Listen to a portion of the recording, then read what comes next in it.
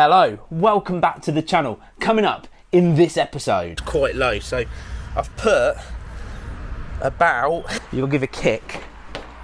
Yeah, looks good. Look at it go! Well, you know this is gonna be good, so let's get into it. Cue the intro.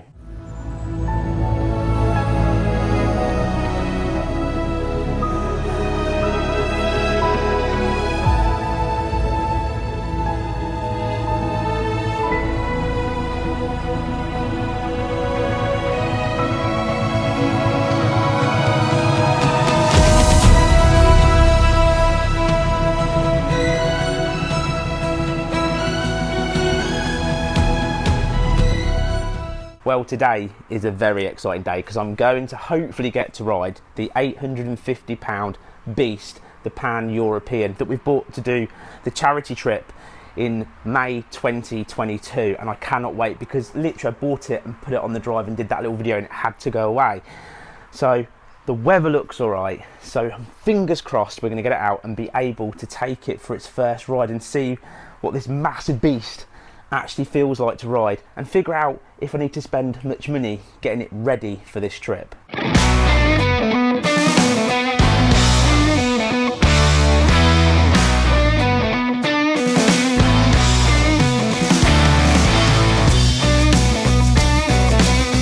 Right, the bike's out of the garage, so what I'm going to do is I'm just going to do a reasonably okay visual check of the bike, just figure out what I need to start looking at getting sorted to make sure it's going to be good for this upcoming charity trip, bit by bit, getting this bike right. But before I take out for a ride, obviously I want to check the oil, check the fuel, and just have a quick look around things like the brakes and the tyres, and then we'll risk it for a biscuit. It's not a saying to be used by yourself, but we'll do an 11 out of 10 test ride of this and see if it's any good. Okay, so first things first is check the oil, and the oil down here is where the hole is, so I'm going to get my son to come and hold this massive bike up while I check it so it's nice and flat, get a decent reading.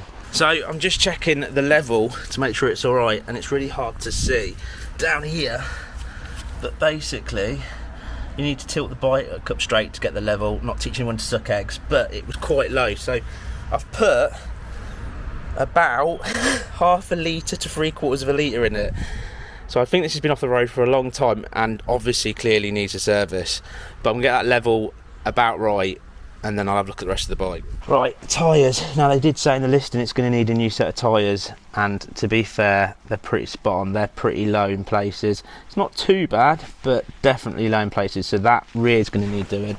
Okay, and the fronts, they're pretty much the same. They're really low. They did say they were low when I bought it, so they are going to be replaced, and regardless, I'm going to replace the brake pads and maybe even the discs, but the brake pads they said were sticking due to lack of use, and I don't think this has been used for a little while, not properly anyway. It might have done one last trip or something, so I'm going to do both set of pads and both tyres at the very least. Now the other thing is the fuel gauge says it's full. Pretty much full, so let's actually see, because I don't believe that I've been given this full. I don't know if you can see in there, but that's right down at the bottom, so that probably isn't working. What's no biggie, because I'll just do what I do on bikes without fuel gauges and just fill it up every 150 miles or around there. That's the plan. So I think I found why it's losing a bit of wall. If you can see under here, it's obviously weeping out of one of the rocker covers, I would have said. Again, I'm probably not going to do anything with that because it's for the charity trip. I'm not going to start stripping it down. I'm not the sidekick. If it works, it works. I'm going to use it as it is. But that makes sense. So that's something I'm going to have to keep an eye on and top up regularly. So I'm going to have to take some spare oil, definitely. And then, of course, the most important thing of all, you'll give a kick.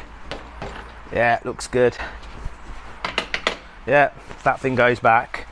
I reckon we should jump on it and ride. Right, time for the 11 out of 10, take it on the road and see if it makes any bang wallops or wobbles or issues.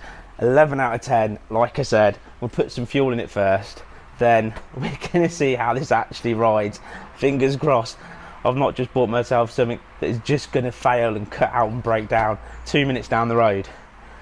Let's try and see if we can get this 850 bike even a few miles first. Okay, well I've just literally filled up the bike and it had about 13 quid it took in it, so it was pretty low. But that fuel gauge has gone up, so it might move an inch or even a millimetre, I should say, when it actually has fuel in it. Anyway, I'm going to jump on it. One thing I'll say is that I have not ridden anything this big in years, and to be honest, I don't think I've ridden anything this heavy, except from my dad's 1000F, his CBR 1000F, but that was a long time ago. And it feels like you're going around a bend, it feels like it's pushing itself in. And I'm used to riding, but that was a really weird feeling, but it might just be something I need to get used to. If not, there might be a problem. But it's filled up, and I'm going to fire it up and I'm going to ride it properly for the first time on a cloudy, rubbish day, as per usual. So, here we go. Whew, wish me luck. Let's see what this is actually like at any speed. Oh, plus side, if it is got a problem, cue the sidekick. Come round, I'll tell him I'm doing it, and then he won't let me, you see, and he'll come and fix all the bits for me, because he'll think I'll do a rubbish job. Anyway, here we go. Let's do this. It's a little bit nerve-wracking. I'm never nervous about riding a bike. Right, let's do this. It really, look, it really feels like it's leaning, like you're almost countering it slightly. But hey, again, I've not ridden one for ages, and I've not ridden a sports bike for a long time now. Not a proper one, but this is a sports tourer, of course. Maybe it's just, oh, it feels weird. Right, let's get going. Let's test the brakes first. Let's see what the brakes are like. There's a thing behind me. Let's give it a bit of a... Okay, well the plus side of it is it's going through the gears. That's what it's all about, going through those gears. Beautiful, so it clicked through them quite nicely.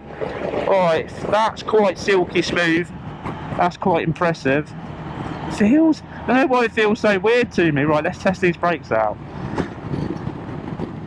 Okay, brakes seem pretty good. We're not going to go to a stop. We'll try something else in a minute. I'm going to have to click this up slightly.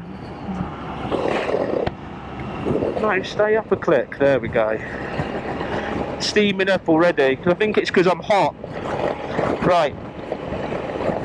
Let's see how much oomph this baby's got. Woo-hoo-hoo! She pulls. Wow.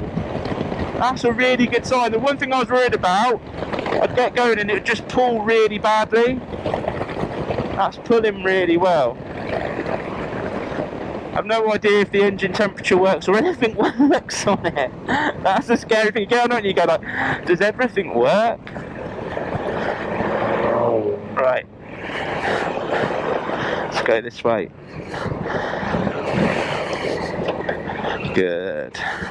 I'm sure once I get used to it, I'll really chill out and really enjoy it. The thing about this bike is it's pretty much supposed to be bulletproof.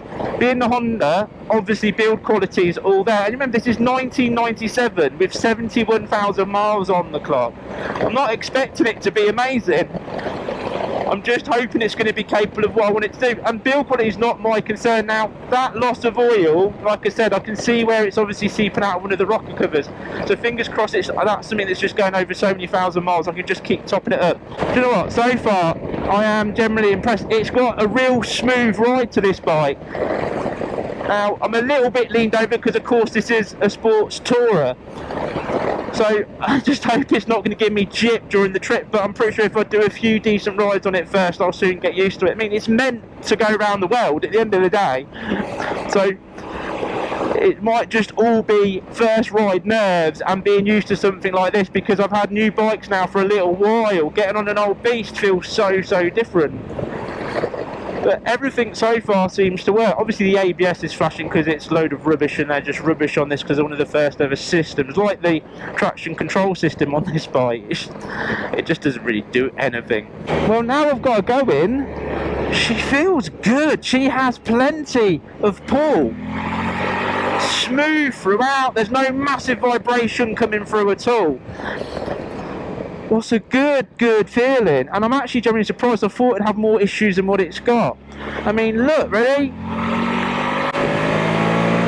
Woo-hoo-hoo-hoo! Look at it go! what a beast. I mean, don't get me wrong, a modern version would absolutely kick the bum out of this bike, but she's 1997, 71,919 miles, because I've got to put the end bit on. She's had a decent life, and she's pulling like a train still, and that holds up to Honda build quality. It really does. And I know I should be reviewing this like a first ride bike, but jumping on it, she is already starting to make me smile, and she just feels big, because I've had small bikes for a little time now. I've not had a big beast, and this is a proper big beast that's fit to go around the world. Well, once I've done the tyres and all the other bits that need doing to it. The initial impressions is she's riding small, she's riding smooth, and she is riding nice and solid, and that's a good feeling. Obviously there was massive concerns that I was going to end up in a pool of smoke on the side of the road, or black smoke pouring out the back, and the engine seizing up and stuff like that. So I'm just glad I found it was low on oil, because otherwise that could have happened. But anyway, she's doing really, really well. And then there's some disappointing things. The fuel gauge is a little bit annoying, but at the end of the day, she's done a lot, and I'll just fill up every 150 miles and I'll be golden. But once you kind of get used to her, she's not too bad.